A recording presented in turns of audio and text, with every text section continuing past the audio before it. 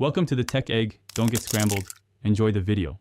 You begin now by stabilizing the console. Hold the switch upright and support it from the bottom so the rails line up.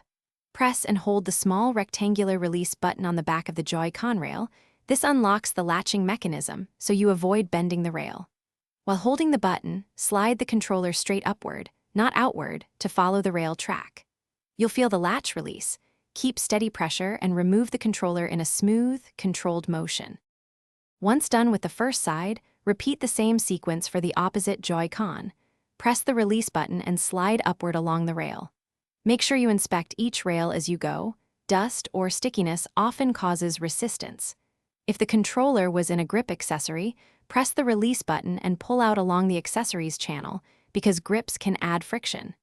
Use a dry microfiber cloth to remove debris from the rails. This prevents future sticking. Now finish by placing the removed controllers into a safe, dry spot where nothing presses the buttons. To reconnect later, align the rail grooves and slide each Joy-Con down until you hear a decisive click.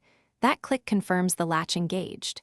If a controller gets stuck, power off the console first, then firmly press and hold the release button while sliding. Do not pry with metal tools. If it still won't budge, try cleaning the rail and try again to avoid damage. Thanks for watching. Consider subscribing if I helped unscramble your problems.